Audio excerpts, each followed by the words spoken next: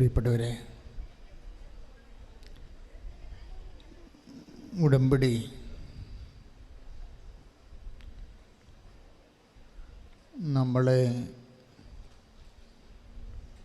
നമ്മുടെ ജീവിതത്തിൽ ഉടമ്പടി എന്താണ് നിർവഹിക്കുന്നത്?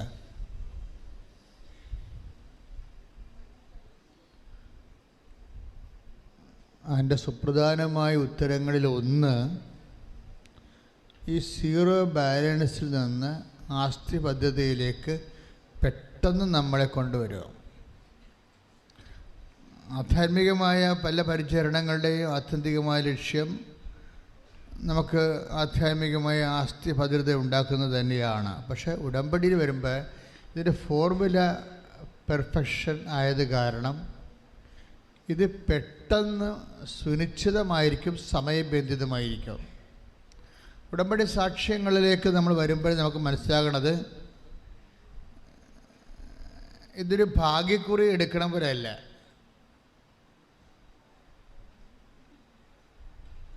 ഇന്ന് വെളുപ്പിന് ഞാൻ വല്ലാത്ത ഒരു കാഴ്ച കണ്ടു.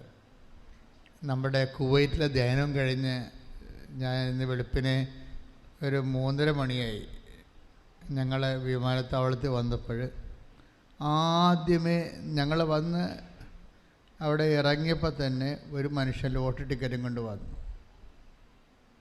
കേരളത്തിൻ്റെ അവസ്ഥ എന്ന് പറയുന്നത് ഭയങ്കര അവസ്ഥയാണ്.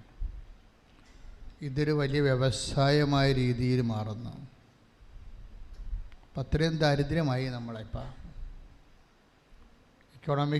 ഇക്കോണമി അറിയാവുന്നവർക്കറിയാം, വളരെ ഈ നെല്ലിപ്പല കണ്ടുപോകുന്ന കാലത്താണ് ജനങ്ങൾ ഒരു തൊഴിലും അറിയാൻ പാടില്ലാതെ അവസാനം ഒരു ഭാഗ്യത്തിൽ മാത്രം ആശ്രയിച്ചുകൊണ്ട് ജീവിക്കുന്ന ഒരവസ്ഥയെന്ന് പറയുന്നത് നിസ്സാരമായ അവസ്ഥയല്ല.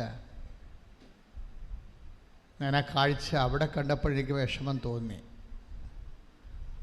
നമ്മളിതിനെ എല്ലാത്തിനെയും അതിജീവിച്ച് നമ്മുടെ നാട് ഉണർന്നു വരുമെന്ന് നമുക്കറിയാം. നമ്മുടെ നാടിനെ സമർപ്പിച്ചുകൊണ്ട് കൈകൾ ഉയർത്തിക്കൊണ്ട് പ്രാർത്ഥിക്കട്ടെ, സ്തുതിക്കട്ടെ. ഞങ്ങളുടെ സാമ്പത്തിക വ്യവസ്ഥയെ പ്രത്യേകമായിട്ട് സമർപ്പിച്ച് പ്രാർത്ഥിക്കുന്നു. കേരളത്തെ സമർപ്പിച്ച് പ്രാർത്ഥിക്കുന്നു. ഈശോയെ നീ ഇടപെടണമെന്ന് പ്രാർത്ഥിക്കുന്നു. ഹല്ലേലൂയ, ഹല്ലേലൂയ, മഹത്വം, മഹത്വം, ആരാധന, ആരാധന, ഹല്ലേലൂയ, ഈശോയെ ആരാധന, ഹല്ലേലൂയ. Praise the Lord. ഞാൻ പറഞ്ഞു വരുന്നത്, ഉടമ്പടി എടുക്കുമ്പോൾ ചിലർക്ക് എങ്ങാനും ബിരിയാണി കൊടുത്താലോ എന്നും പറഞ്ഞുകൊണ്ട് സിനിമാക്കാരൻ്റെ കോമഡിയില്ലേ, എങ്ങാനും ബിരിയാണി പഠിക്കാൻ കൊടുത്താലോ എന്ന് വിചാരിച്ചുകൊണ്ട് ആൾക്കാരെ ഉടമ്പടി എടുക്കുന്ന ആൾക്കാരുണ്ട്. അതെന്താ പറയണ കാര്യത്തിലേ, ഈ ദിവസങ്ങളിലെ കുവൈറ്റ് ധ്യാനം തന്നെ ആണ് എൻ്റെ മനസ്സിലുള്ളത്. അപ്പോൾ ഞാൻ അവിടെ ഒരു ലേഡിയെ കണ്ടത്, 2 പേരെ കൗൺസിലിംഗ്, രാവിലെ പകൽ കൗൺസിലിംഗും രാത്രി ധ്യാനവുമായിരുന്നു. രാത്രി 6 മണിക്ക് ധ്യാനം, പകൽ 9 മണി തൊട്ട് വൈകുന്നേരം വരെ കൗൺസിലിംഗ് നടത്തും. ഞാനൊരു 1 മണിയാകുമ്പോൾ അവസാനിപ്പിക്കും. എനിക്ക് പ്രൈവറ്റായിട്ട് പ്രാർത്ഥിക്കേണ്ടത് കാരണം ബിജു മാസ്റ്റർ കണ്ടിന്യൂ ചെയ്യും. അപ്പോൾ എൻ്റെ ടേബിളിൽ വന്ന ഒരു കേസ്, 2 കേസിൽ ഒരു കേസ്, ഒരു മോള് വന്ന് എൻ്റെ അടുത്ത് പറഞ്ഞത്, അച്ഛാ എനിക്കൊരു പ്രാർത്ഥനയുണ്ട്. എന്താണ്? ഈ എൻ്റെ വീട്ടിൽ ബാപ്പ കൂടി ഈശോനെ സ്വീകരിക്കണം. അതിനാണ് അവൾ ധ്യാനം കൂടുന്നത്.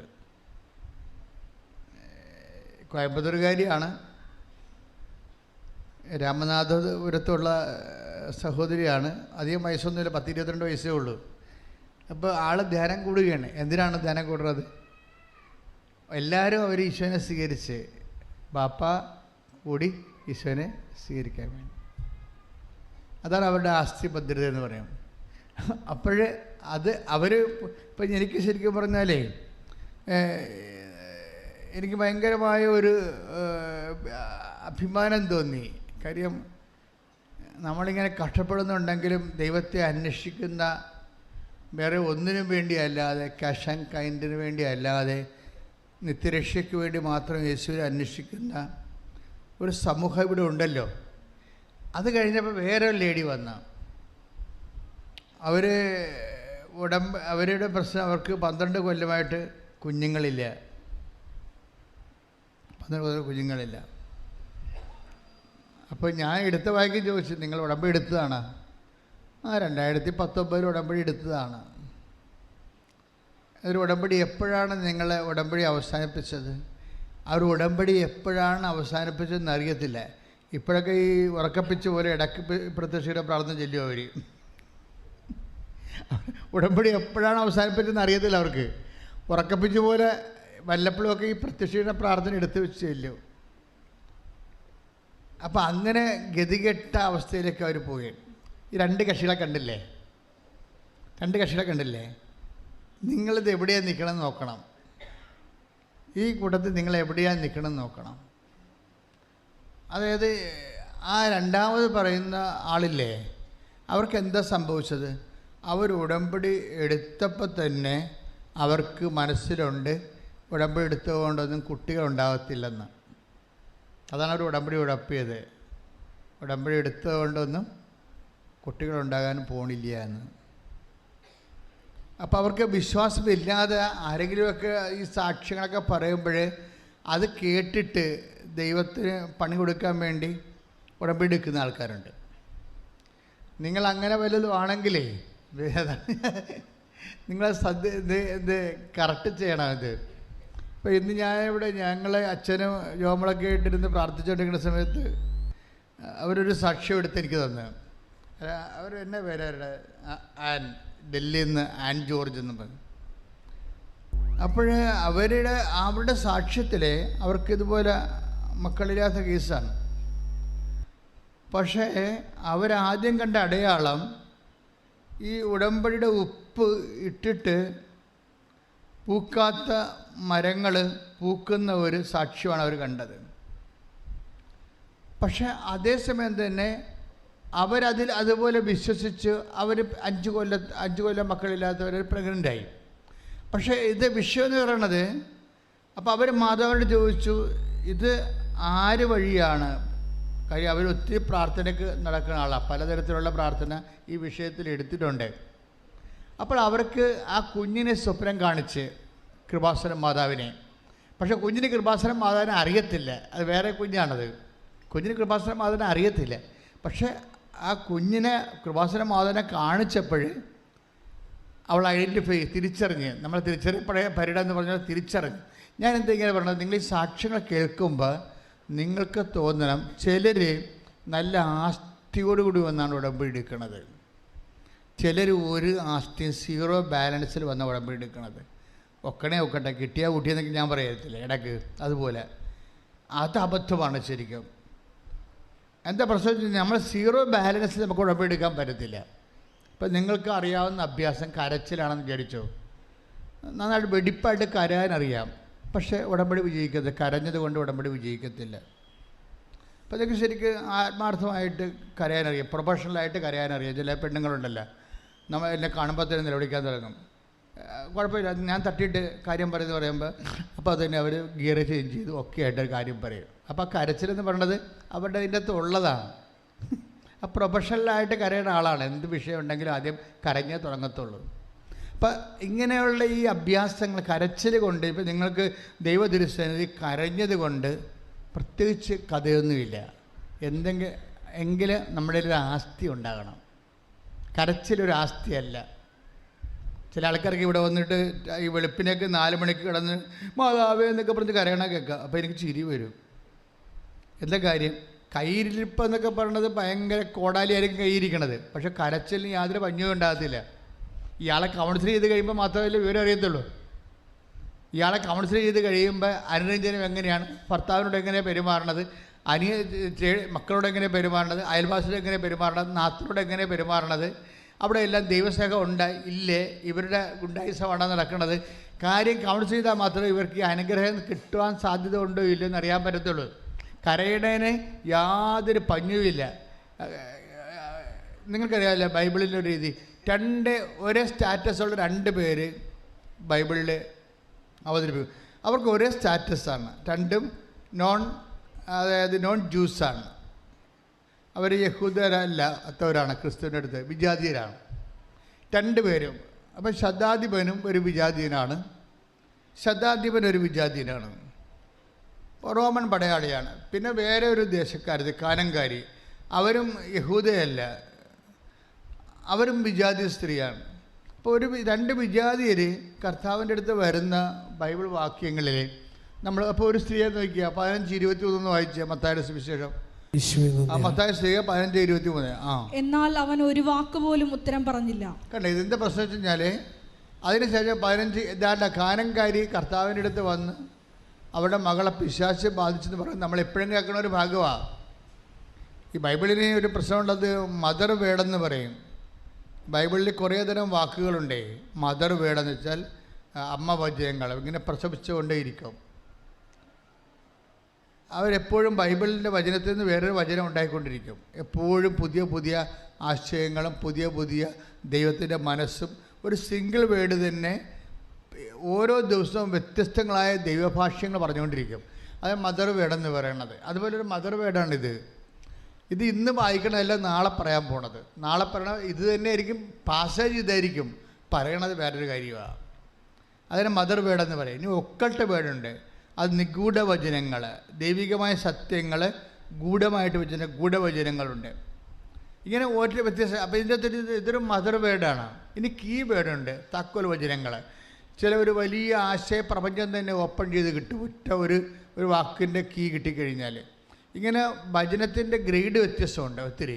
ഇപ്പം ഇതൊരു മദർ വേർഡാണ്. ഇവർ കാനങ്കാരി വന്ന് ഈശോനോട് പറയണതാണ്, എന്താ എൻ്റെ മകള് പിശാച് ബാധിതയായി വെള്ളത്തിൽ തീരൊക്കെ വീഴുന്ന ഞാൻ അത്. അപ്പം ഇങ്ങനെ കരഞ്ഞുകൊണ്ട് വരികയാണ്. കാരണം മകള് പിശാച് ബാധിതയാണെന്ന് പറഞ്ഞുകൊണ്ട് ചിലപ്പോൾ അപസ്മാരോ വല്ലതുമൊക്കെ ആയിരിക്കും. പക്ഷെ അവൾക്കൊരു മകളെ ഉണ്ടായിക്കാണത്തുള്ളൂ. അവൾ ഭയങ്കര സങ്കടമാണ്. ഈ ഭയങ്കര സങ്കടമായതുകൊണ്ട് വിഷയങ്ങൾ ദൈവം കേൾക്കണമെന്നൊരു നിർബന്ധമില്ല. പറഞ്ഞു മനസ്സിലായില്ല? നിങ്ങൾക്ക് അങ്ങനെ തോന്നണുണ്ടാവും. ഭയങ്കര നിങ്ങളെല്ലാവരും ഇങ്ങനെ ഈ ചില സമയത്ത് ഈശോനറിയാൻ പാടില്ല, കരയാൻ മാത്രം അറിയാം. അതുകൊണ്ട് സാധനം വർക്കൗട്ട് ചെയ്യത്തില്ല. ഇപ്പം ഇത് കണ്ടേ, എനിക്ക് ഇവർ കരഞ്ഞെന്നുള്ള കാര്യം എങ്ങനെ നമുക്ക് മനസ്സിലാകണത്? മത്തായി 15:22. 22 വായിക്കണം. മത്തായി 15:22. എന്താ വായിക്കണം? അപ്പോൾ ആ പ്രദേശത്ത് നിന്ന് ഒരു കാനാൻകാരി വന്ന് കരഞ്ഞപേക്ഷിച്ചു. കരഞ്ഞപേക്ഷിച്ചു. കക്ഷി കരയണതിന് ഉസ്താദാണ് ശരിക്കും. കരച്ചിലിന് വേണ്ടി കണ്ണീര് നമുക്ക് ആർക്കും വാടക എടുക്കേണ്ട കാര്യമില്ല. സ്വന്തമായിട്ട് കണ്ണീര് ആവശ്യത്തിനുള്ള ആളാണ്. പക്ഷെ വർക്കൗട്ട് ചെയ്യത്തില്ല. കർത്താവ് മിണ്ടിയില്ലെന്നാണ് പറയണത് അല്ലേ? നിങ്ങൾക്ക് ചിലർക്കൊക്കെ പറയുന്ന അബദ്ധം ഇതാണ്, വിഷയം മിണ്ടത്തില്ല. കരയാനൊക്കെ അറിയാം. 2 കണ്ണീര് 4 കണ്ണുണ്ടായിട്ടെങ്കിൽ 4 കണ്ണിൽ നിന്ന് കണ്ണീര് വന്നേരം. പക്ഷേ ദൈവം മിണ്ടത്തില്ല. അപ്പോൾ അപ്പോസ്തലന്മാർക്ക് തന്നെ സൂര്യകട അപ്പോൾ ഇവളുടെ കരച്ചിലെന്ന് പറയുന്നത് ഇങ്ങനെ ഏങ്ങലിടിയൊന്നുമല്ല, ആ പഞ്ചായത്ത് മുഴുവൻ കേൾപ്പിച്ചുകൊണ്ടുള്ള നല്ല കരച്ചിലാണ്. അതുകൊണ്ടാണ് അപ്പോസ്തലന്മാർക്ക് സൂര്യകടായി. അപ്പോസ്തലന്മാർ പറയുന്നുണ്ട്, എന്താ പറഞ്ഞ കേട്ടെ? ശിഷ്യന്മാർ അവനോട് അഭ്യർത്ഥിച്ചു. ശിഷ്യന്മാർ ഈ വിഷയത്തിൽ കക്ഷി ചേർന്ന്, ഇവളുടെ വിഷയത്തിൽ ശിഷ്യന്മാർ കക്ഷി ചേർന്ന്. അത് കാര്യം അറിയാമോ? ഈ കക്ഷി പറഞ്ഞു വിട്ടിട്ടുണ്ടെങ്കിൽ അവർക്ക് സൂര്യം ഉണ്ടാകാൻ. ഈ ശിഷ്യന്മാർ കക്ഷി ചേർന്ന് അവരെന്താ പറയണത്? അവർ അഡ്രസ്സ് ചെയ്യണത് ഈ സ്ത്രീ കരഞ്ഞുകൊണ്ട് വരണ, ഈ സ്ത്രീ വായിച്ചോളത്. ശിഷ്യന്മാർ അവനോട് അഭ്യർത്ഥിച്ചു. പറഞ്ഞേ, ശിഷ്യന്മാർ അവനോട് അഭ്യർത്ഥിച്ചു. അവളെ പറഞ്ഞയച്ചാലും. അവൾ പറഞ്ഞയക്കും. സൂര്യകടന്നാണ് ഈ പറയണത്. കരഞ്ഞും കുവിയും കാറിൽ നിന്ന് ബഹളം ഉണ്ടാക്കിയിട്ട് ആ പ്രദേശം മുഴുവനും ഒരു അപ്സെറ്റാക്കിയിരിക്കുകയാണ്. സൂര്യകടാണ് ഈ പണ്ടാരത്തിനെ പറഞ്ഞുവിടാൻ പറഞ്ഞ. അത് ആ രീതിയിലാണ് പറയും. ഇവരെ പറഞ്ഞയക്കൂ. അവളോട് സ്നേഹം ഉണ്ടായിട്ടല്ല, നിലവിളിയുടെ അഭ്യാസം കാരണം അവർക്ക് സൂര്യകട ഉണ്ടാക്കണം. അവൾ പറഞ്ഞയക്കൂ. എന്താണ്? അവൾ നമ്മുടെ പിന്നാലെ വന്ന് നിലവിളിക്കുന്നല്ലോ. അവൾ നമ്മുടെ പിന്നാലെ വന്ന് ഒന്ന് പറഞ്ഞേ. അവൾ നമ്മുടെ പിന്നാലെ വന്ന് നിലവിളിക്കുന്നല്ലോ. പിന്നാലെ വന്നാലും മുന്നാലെ വന്ന് നിലവിളിച്ചാലും കഥയൊന്നും ഇല്ലെന്നാണ് ഈശോ പറയണത്. കരയണ ഒരു മുമ്പിൽ വന്ന് കരഞ്ഞാലും പുറകിൽ വന്ന് കരഞ്ഞാൽ കഥയില്ല. എന്താ കാര്യം? ആസ്തി ചോദിക്കാം.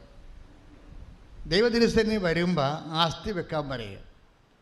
നിങ്ങളുടെ യോഗ്യത എന്താണെന്ന് പറയാൻ പറയും. അതുകൊണ്ട് ഈശോ നിനക്ക് മെറിറ്റ് ഇല്ല എന്ന് പറയും. നമുക്കറിയാലോ, ഉടമ്പടി എന്താ പറയണത്? Not by merit but by grace. യോഗ്യതയില്ല, യോഗ്യതയാണ് അഡ്രസ്സ് ചെയ്യണം. അവിടെ നിനക്ക് യോഗ്യതയില്ലെന്ന് പറയും. കരയണത് ഒരു യോഗ്യതയല്ല. മനസ്സിലായില്ലേ? നമ്മൾ വളരെ കൃത്യമായിട്ട്, ഞാനിങ്ങനെ സിമ്പിളായിട്ട് പറയണത് നിങ്ങൾക്ക് കൃത്യമായിട്ട് മനസ്സിലാക്കാൻ വേണ്ടിയാണ്. കരച്ചിൽ ഒരു യോഗ്യതയല്ല. യോഗ്യതയില്ലെന്ന് പറയുന്നതിന് പകരം ഈശോ എന്താ പറയണത്? അവൻ മറുപടി പറഞ്ഞു, ഇസ്രായേലിൽ നിന്ന് നഷ്ടപ്പെട്ടു പോയ ആടുകളുടെ അടുക്കലേക്കാണ് ഞാൻ അയക്കപ്പെട്ടിരിക്കുന്നത്.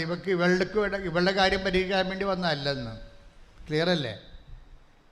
ഇവളുടെ ഈ കരച്ചിലിൻ്റെ പ്രശ്നം പരിഹരിക്കാൻ വന്ന ആളല്ലെന്നാണ് പറയണത്. മനസ്സിലായില്ലേ? ഇപ്പം കരഞ്ഞതുകൊണ്ട് കാര്യം നടക്കത്തില്ലെന്ന് മനസ്സിലായില്ലേ? ഇപ്പം ഇസ്രായേൽ നഷ്ടപ്പെട്ടു പോയ ദൈവത്തിൻ്റെ തിരഞ്ഞെടുക്കപ്പെട്ട കൂട്ടത്തിൽ നിന്ന് അവിടുന്ന് വഴിതെറ്റിപ്പോയ അവിശുദ്ധിയിലേക്ക് പോയ ആൾക്കാരുടെ അടുത്തിലേക്ക് ഞാൻ വന്നിരിക്കണത് ഈ കേസ് എടുക്കാമെന്നതല്ല. ഇങ്ങനെ ഓരോ വിഷയത്തിൽ വന്ന് കരഞ്ഞാൽ ആ വിഷയത്തിൻ്റെ ആ കരയണ വിഷയത്തിന് അഡ്രസ്സ് ചെയ്യാമെന്ന ആളല്ലെന്ന്. ചിലപ്പോൾ ഈ ആഴ്ച കരയണ ചിലപ്പോൾ PR കിട്ടാനായിരിക്കും, അടുത്ത ആഴ്ച കരയണ വസ്തു വിൽക്കാനായിരിക്കും, അതിൻ്റെ അപ്പുറത്തെ ആഴ്ച കരയണ ഭർത്താവിൻ്റെ വെള്ളവടി മാറ്റാനായിരിക്കും. ഇങ്ങനെ നിങ്ങളിങ്ങനെ കരഞ്ഞുകൊണ്ടിരിക്കും. ഈ കരയുന്ന സംഭവത്തിൻ്റെ വിഷയത്തിനെ കൈകാര്യം ചെയ്യാൻ വന്ന ആളല്ല ഞാനെന്ന് പറഞ്ഞ മനസ്സിലായില്ലേ? വളരെ വെടിപ്പായിട്ടാണ് സംസാരിക്കണത്. എന്നുവെച്ചാൽ അതായത് ഇസ്രായേൽ വംശം എന്ന് പറഞ്ഞ ഇസ്രായേൽ ഭവനത്തിലെ നഷ്ടപ്പെട്ടു പോയ അതായത് വിശ്വാസം ഒരിക്കൽ ഉണ്ടായിരുന്ന ആൾക്കാരാണ്. വിശ്വാസം ഒരിക്കൽ ഉണ്ടായിരുന്നിട്ട് വിശ്വാസം ഇപ്പോഴേതെങ്കിലും കാലഘട്ടത്തിൽ കൈമോശം വന്നു പോയി കാണും. അങ്ങനെയുള്ളവർക്കാണ് ഫസ്റ്റ് പ്രിഫറൻസ്. സീറോ ഫെയ്ത്തുകാർക്ക് ഫസ്റ്റ് പ്രിഫറൻസ് ഇല്ല. ഇവിടെ ഇസ്രായേൽ വംശത്തിൽ നിന്ന് നഷ്ടപ്പെട്ടു പോയ ആടുകളുടെ അടുക്കലേക്കാണ് അയക്കപ്പെട്ടിരിക്കുന്നത്. ഫസ്റ്റ് പ്രിഫറൻസ് ആണ്. ഫസ്റ്റ് പ്രിഫറൻസ് എന്താണ്? വിശ്വാസ തകർച്ച ഉണ്ടായ ആൾക്കാർ. ഒരിക്കൽ വിശ്വാസം ഉണ്ടായ ആളാണ്. ആ ചേട്ടത്തിക്ക് ഒരിക്കൽ പ്രാർത്ഥിക്കാനുള്ള കഴിവുണ്ടായിരുന്നു, വിശ്വാസം ഉണ്ടായിരുന്നു, സുവിശേഷ ചൈതന്യം ഉണ്ടായിരുന്നു. പക്ഷേ വീട്ടിൽ എന്തെങ്കിലും ഇടാകൂടങ്ങളൊക്കെ വന്നതിന് ശേഷം വഴക്കും വയ്യാവേലിയും വക്കാണും ഒക്കെ ആയി കഴിഞ്ഞപ്പോൾ പ്രാർത്ഥന ചിലപ്പോൾ കുറഞ്ഞു പോയി കാണും, ദൈവത്തിൽ നിന്ന് അകന്നു പോയി കാണും. അവർക്കാണ് ഫസ്റ്റ് പ്രിഫറൻസ്. പറഞ്ഞ മനസ്സിലായില്ലേ? നമ്മൾ ഈ കറക്റ്റ് ഷാർപ്പ് ഷൂട്ട് ചെയ്തില്ലെങ്കിൽ നമ്മൾ ശരിക്കും പറഞ്ഞാൽ നമുക്ക് സാക്ഷ്യം പറയാൻ പറ്റത്തില്ല. ഇപ്പോൾ ദൈവത്തിൻ്റെ ഒരു മൈൻഡ് സെറ്റ് മനസ്സിലാക്കണം. എന്താ പറയണത്? ഈ വിശ്വാസം ഉണ്ടായിട്ട് തകർന്നു പോയ ആൾക്കാർക്കാണ് ഫസ്റ്റ് പ്രിഫറൻസ്. ഒരു വിശ്വാസമില്ലാതെ ചുമ്മാ ഒരു വിഷയം ഉണ്ടായപ്പോൾ കരഞ്ഞു കൂടി വന്നാലൊന്നും കർത്താവ് കൈകാര്യം ചെയ്യത്തില്ല. വിഷയമല്ല പ്രശ്നം.